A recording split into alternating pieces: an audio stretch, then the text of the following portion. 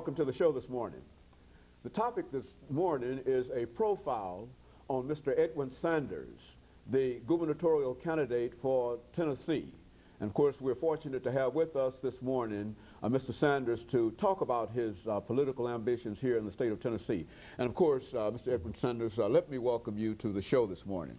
Dr. Haney, thank you very much for having me. It's an honor to be here. And to tell you how delighted we are to have you here to talk about some of the things that you've been involved in for the last many years before you became involved in politics. But let's start off, Reverend Mr. Sanders, by giving you an opportunity to talk about your background, your education, and some of the things that were important in terms of eventually leading you to this particular seat, and to talk about your gubernatorial candidacy. Let's start it off by giving you an opportunity to do that. Well, thank you very much. Actually, I'm a native of Tennessee. I was born in Memphis. After my first 18 months, though, my parents moved to Lebanon, Tennessee. My father was a United Methodist minister, and he was actually fairly upwardly mobile in the Methodist Church. And you know, in the Methodist Church, if you're upwardly mobile, that means you move every 2 years. Thank you. So we managed to live all over the Central South, and even not only in Tennessee, but in Arkansas as well. So we were in Lebanon, then in McMinnville, then Nashville, then Little Rock, Arkansas, then Pine Bluff, Arkansas. And then my dad died when I was just 11 years old. My mother decided it was best for us as a family to go back to Memphis, where really the nucleus of our family was. And we went back there, and I graduated from Melrose High School in 1965, right there in Memphis. But you know, it's been a tremendous experience for me, because one of the things that I have a real sense of familiarity with is the entire state of Tennessee, and actually rural living, urban living, small town living as a result of moving around a lot. I actually went to a two-room schoolhouse as my first school, a little place up in Wilson County called Lehman's Corner.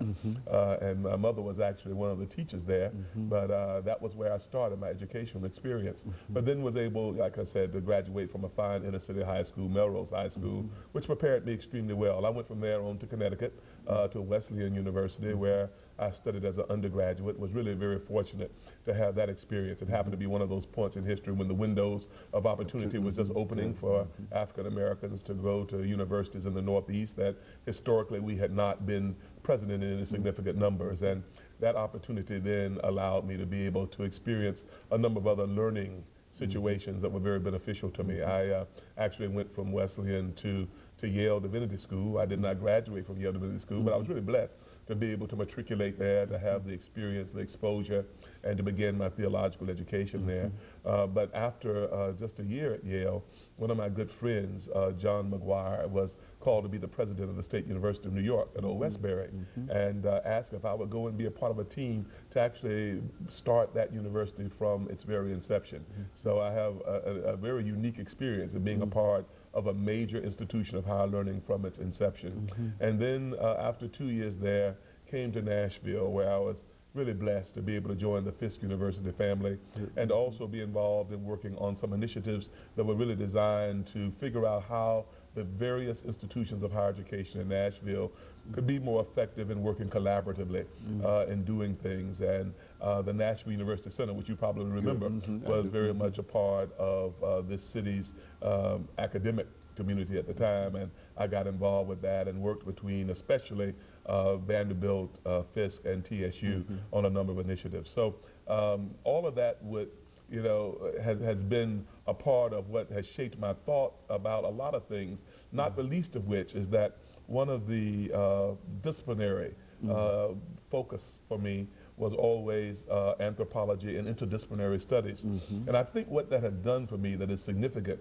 in terms of coming to this gubernatorial race is that it's helped me to learn how to think of issues in integrated terms, not to see things so narrowly as far as the compartmentalization of an issue that you don't appreciate the ways in which there are cross currents that impact situations that need to be brought into the equation of consideration in order to be effective in developing responses. I think that's going to be an especially significant gift for me in terms of working with state government, because many times we find ourselves looking at problems in isolation, not understanding that there are related issues that have to be addressed in order for us to effectively solve them. For instance, in terms of our platform, clearly one of the things that's at the very top is the whole issue of educational opportunity and making sure that we have an environment for learning that allows each and every one of our citizens to realize their full intellectual potential.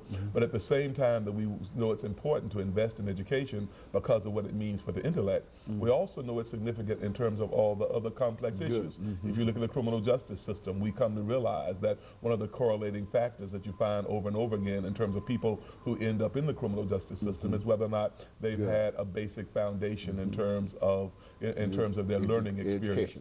The same thing ends up being true in terms of healthcare. When you look at issues of health disparity, it turns out that people who are more well educated end up being a healthier people. So we understand that when we talk about education, that it has implication in terms of healthcare, that it has implication in terms of the criminal justice system. And all of that hinges upon us in this state understanding how we can become more effectively at funding state government. One of our real problems right now is that we are living with a regressive tax system that has translated into us not having adequate revenue to be able to fund state government at the level that we need to. Consequently, our educational programs have been compromised, our health programs have been compromised, and much of what is the direction of the initiatives that we have with providing new opportunities for jobs and employment, it's all somehow been related and all been compromised though by the fact that we don't have adequate resource. So one of the things that I plan to do in terms of the way in which we will deal with trying to refocus state government is to make sure that we deal with tax reform in a fashion that allows us to end up with a situation where there will be adequate resource, but also that we'll end up with a system that is fair, a system that is equitable, and a system that's just. Right now, if you look at the span of persons and their relative income in relationship to each other, what we discover right now is that the people who are at the lower 20% of the economic scale end up paying about 12% of their income in taxes, whereas the people who are at the upper 20% only end up paying about 4% of their income in taxes. That's not equitable, and one of the things that we need to do is come up with a new system. We're looking at a graduated income tax, which I think will probably be the most equitable and the most fair and just way to go. I know that there are a number of proposals on the table now for a flat income tax. The fact is that if you look theoretically at the way in which a flat tax works, it ends up being not quite as fair and equitable, but actually it would end up being better than what we have now.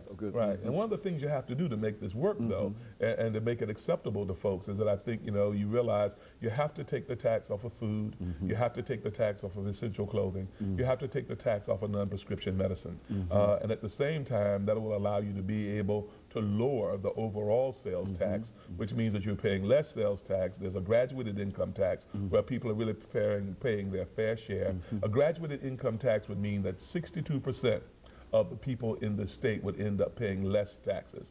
Then there is a group that would end up paying probably about equal to where they are. And then there's some who would end up paying more. But we also know that the people who end up paying more also have more options in terms of how when they file their federal taxes, they would then be able to file for deductions that would allow them to have, again, some advantage in that regard. So we're excited about trying to get the people of Tennessee to understand that. There's been so much hysteria around the issue of the income tax. You say the word income tax and people seemingly emotionally become unraveled. They find themselves responding in a way that would suggest that reason is no longer a part of the process. But I think if people will reason, I think if people will look forthrightly and honestly at what we're talking about, what they'll come to appreciate is that the way in which we would restructure the tax system would translate into something that would really be better for all of the citizens of Tennessee. Mr. Sanders, let me sort of end this. We're coming to the end of this first segment today, and let me end this first segment by suggesting that when we come back, let us deal specifically with your platform, because this is good information, it's excellent information, but I think that most of this information will also tie into your platform.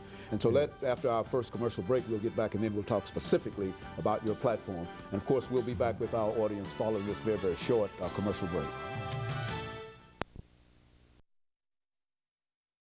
Edwin Sanders, who is